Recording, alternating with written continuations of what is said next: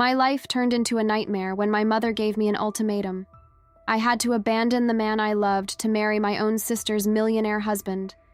I thought I was stepping into a fairy tale, but what I found was something much darker. You won't believe what happened next. When I walked into the room that morning, the air felt thick, as if the walls were complicit in something terrible. Camille was sitting on the sofa, pale, her shoulders slumped in a weariness that seemed much greater than her. My father stood, looking at her like a general giving orders to a rebellious soldier. My mother, on the other hand, wore that tense smile she always used to disguise uncomfortable situations. "You need to think about the family, Camille. It has always been this way," my father said. "And look at what we've achieved thanks to your sacrifice." I sat down beside her, a bit reluctant. Alexander, her husband, had always been an imposing and distant figure to me, but what my father said made sense.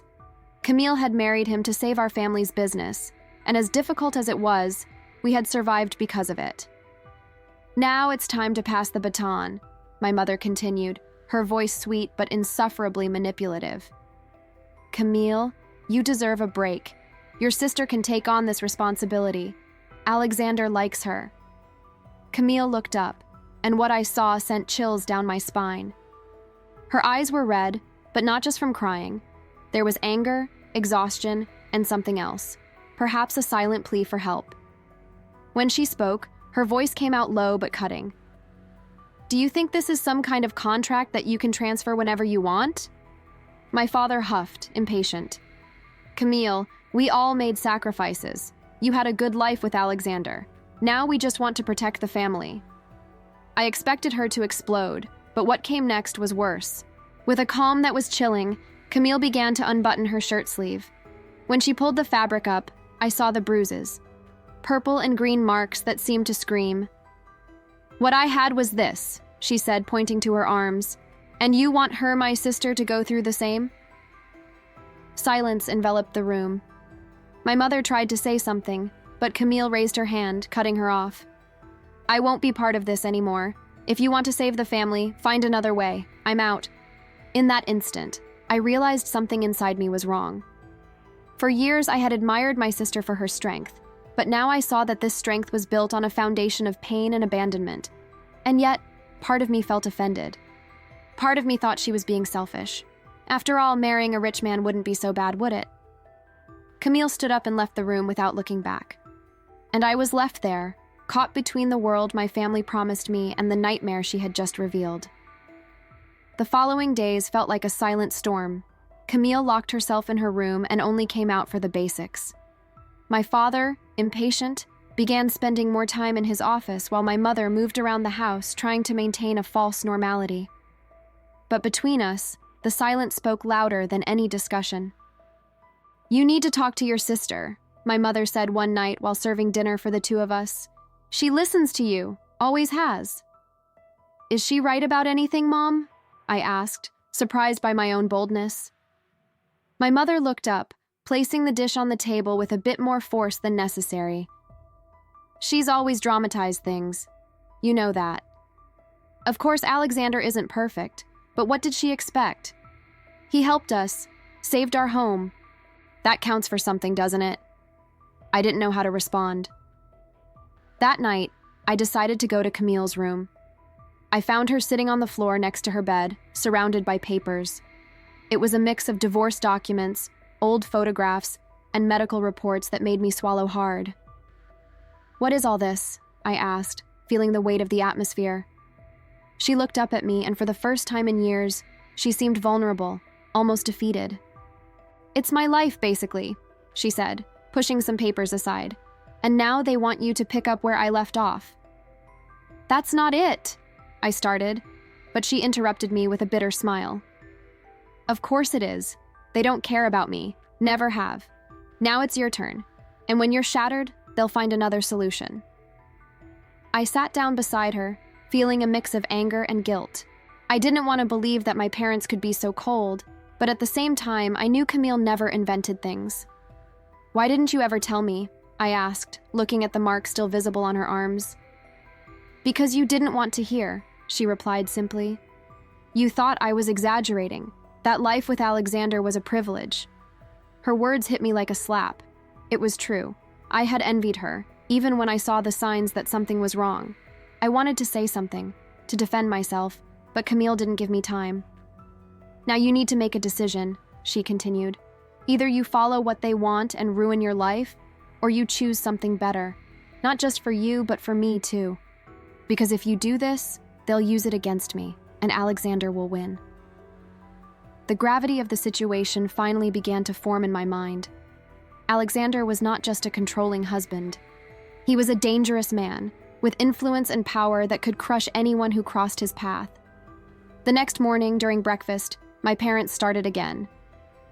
"She's being ungrateful," my father said, adjusting his glasses while reading the newspaper.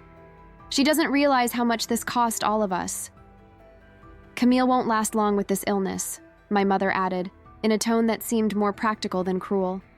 "You can be our salvation, daughter. Think about the future. Think about how Alexander can provide you with everything you've ever dreamed of." Those words froze me. It wasn't just about saving the family. It was about continuing a cycle. And for the first time, I began to wonder, what was I really afraid of? That was when Camille did something unexpected. She gathered her strength and decided to confront Alexander in public. She called a meeting with lawyers and announced that not only was she getting a divorce, but she was also demanding part of his fortune. The reaction was explosive. Alexander showed up at our house the next day, furious, demanding answers. He looked at me as if I were his natural ally, but deep down, I was starting to see the truth. "Do you really think you can get away with this, Camille?" he shouted, slamming his hand on the table. "You were nothing without me, and your family knows that." "Maybe that's true," Camille replied, her voice steady. "But I don't need to be anything to destroy you." The news of Camille's divorce spread quickly, like a spark on dry straw. Alexander wasn't just a powerful man, he was also extremely proud.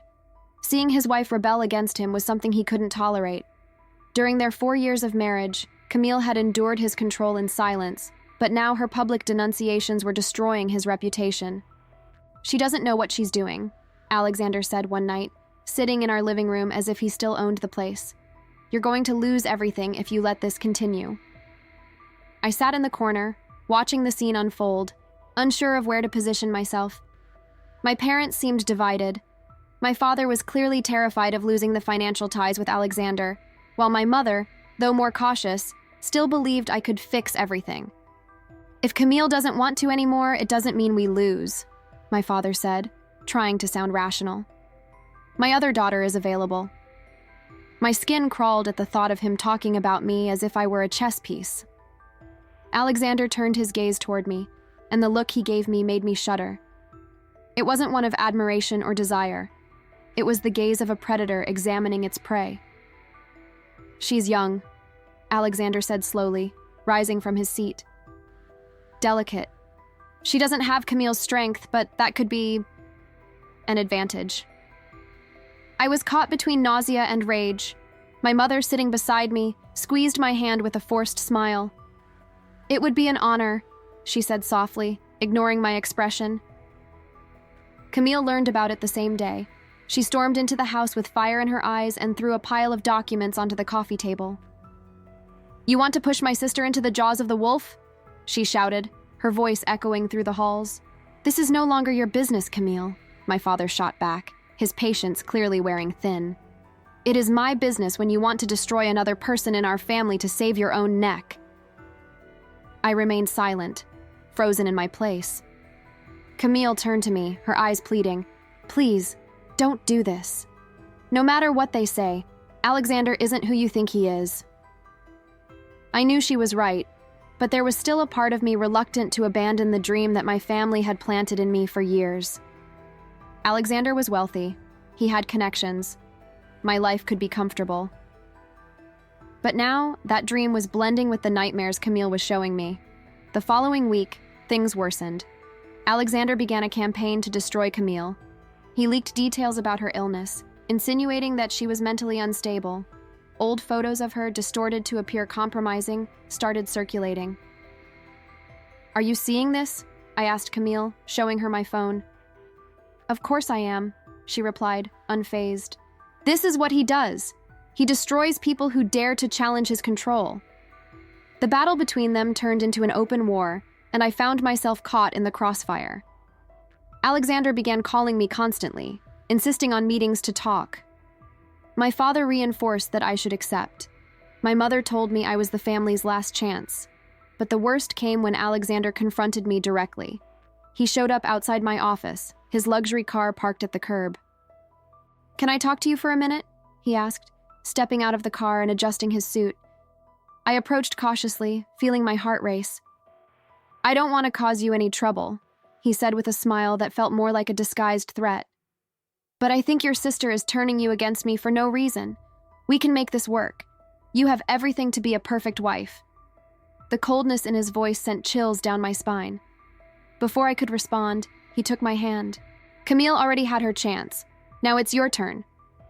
"I'm not something you can divide between yourselves," I replied, pulling my hand away from his. He laughed, but there was something dark in his eyes. "You have more strength than you seem, but don't be mistaken. Choose the wrong side and the consequences will be serious." That night, I returned home trembling, torn between fear and guilt. Camille was right about him, but rejecting Alexander meant facing the wrath of my family and possibly losing everything I knew as stability. Camille, however, didn't seem willing to wait any longer. She began gathering evidence against Alexander, reaching out to former employees, business partners, and anyone who could testify against him. I increasingly realized that she was risking everything to protect us, including me. But would it be enough? On the night that changed everything, the storm seemed to echo the chaos brewing inside me. Camille had scheduled a meeting with her lawyer and several people who had agreed to testify against Alexander. Among them were a former secretary and a business partner who had severed ties with him years earlier. She invited me to attend, perhaps as a gesture of reconciliation or as a final plea for support. I hesitated until the last minute. I felt the weight of my family's expectations, but at the same time, I was increasingly aware that Alexander was a dangerous man. I arrived at the lawyer's office just before the meeting started. Camille was there, looking thinner and paler than I had ever seen her, but her eyes still shone with fierce determination. "You came," she said with a tired smile. "That means a lot." I didn't have time to respond. Alexander arrived shortly after, uninvited, accompanied by 2 bodyguards. He entered as if he owned the place, ignoring the lawyer and everyone else present. "Is this how you want to play, Camille?" he asked, his voice calm but filled with venom. "Exposing our private lives to a group of strangers? Do you think you can defeat me like this?" "It's not about defeating you, Alexander," she replied, slowly rising. "It's about justice." The meeting was chaotic. The witnesses began recounting stories of abuse, manipulation, and threats. The former secretary spoke about how Alexander had forced her to cover up illegal transactions. The former partner revealed he had left the company because he could no longer condone Alexander's practices. Alexander laughed. "You think this is going to shake me? You don't have real evidence, just words from people who resent my success." That's when Camille made her final move. She pulled a flash drive from her pocket and handed it to the lawyer. "Is this enough?" she asked, looking directly at Alexander. The lawyer connected the flash drive to a laptop, and what appeared on the screen silenced the room. It was recordings. Audio of Alexander threatening employees, confessing to bribes, and, most shockingly, admitting to the abuses he had committed against Camille. "You recorded our conversations?" Alexander asked, his calm facade finally crumbling. "I recorded everything," Camille replied, with a firmness I had never seen before. "And now the whole world will know who you really are." His anger exploded.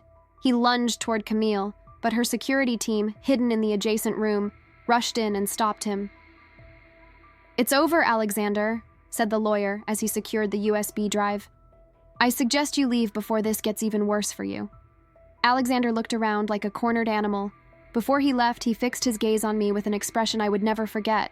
It was a mix of hatred and a promise of revenge. In the days that followed, the story exploded in the media. Alexander tried to respond, but the recordings were devastating. His reputation was destroyed. And Camille managed to secure a divorce settlement that granted her not only a significant portion of his fortune, but also legal protection against future retaliation. My family, however, crumbled. My parents were furious with Camille for betraying our financial security, and for the first time, I realized how dependent they had become on Alexander's power. "You destroyed everything," my father shouted at Camille when she returned home to collect her things. "I destroyed what should never have existed," she replied, without raising her voice. As for me, I felt torn. For years, I had been complicit in the system that had trapped Camille, but now, witnessing everything fall apart, I realized she had been right all along. The real twist, however, came weeks later. I discovered that Alexander had left a trail of hidden debts that placed my family in an even worse position than before Camille's marriage. The savior of our family was, after all, a fraud who had brought us to the brink of ruin. It was then that I understood how much we had sacrificed Camille in the name of an illusion. The house felt empty after Camille left. Every corner seemed to whisper reminders of everything she had endured there. The silence, the muffled arguments, the moments of pain we all preferred to ignore. Now, with Alexander out of our lives, what remained was not relief, but an uncomfortable void. My parents barely spoke to me. The blame for losing everything fell on me, as if I had actively supported Camille from the start. In truth, I had hesitated until the last moment, and that gnawed at me. Camille, on the other hand, seemed like a different person. When I met her a few weeks later at a small cafe outside the city, she appeared physically more fragile, but there was something in her I had never seen before. Peace. "I didn't want to drag you into all of this," she said, stirring her cup of tea. "But I knew I had to choose. Either I faced him, or I continued living in that prison." "You were so strong," I replied, feeling my throat tighten. "And I did nothing." "You did," she countered, looking me directly in the eyes. "You came. You listened. That was more than I expected." The conversation was brief, but powerful. For the first time, I realized that Camille didn't want my approval or my regret. She wanted me to learn from all of this. Without Alexander, our family's financial situation became unsustainable. We discovered that he had manipulated contracts and used our business as a front for illegal transactions. The result was devastating. We lost our home, our businesses, and even the savings we had set aside. It was difficult, especially for my parents, who had always relied on appearances and pride. They moved into a small apartment on the outskirts, and their already strained relationship became almost non-existent. As for me, I decided to start over from scratch. It wasn't easy to let go of the comfortable life I had always imagined, but gradually I realized it was the best thing that could have happened. Free from the weight of my family's expectations, I began to see who I really was and who I wanted to be. Camille continued fighting against cancer. She didn't talk much about it, but her actions showed that she was savoring every moment she had left. She became an active voice against abuse and manipulation in relationships, sharing her story in talks and interviews. I attended every event I could, sitting in the audience and applauding as my sister spoke of her journey with brutal honesty. Each time she spoke, I felt less guilty and more inspired. Months later, Camille left us. It was a hard blow, but at the same time, it was a relief to know she had passed in peace, with her dignity intact. At the funeral, people didn't talk about her as a victim, but as a fighter. After that, I began volunteering at an organization that helped women in abusive situations. It was the way I found to honor Camille and what she had taught me. There was no perfect happy ending for our family, but there was something better, a lesson learned. Camille showed us that strength isn't just about enduring, but also about fighting to change things, even when everyone is against you. Today, when I think of her, I don't just feel sadness, I feel pride. If this story touched your heart and made you reflect, don't forget to give us a like and subscribe to the channel. It helps us continue bringing you exciting stories like this one. Share it with anyone you think needs to hear this message. Turn on the notification bell so you don't miss our upcoming content. Your participation makes all the difference.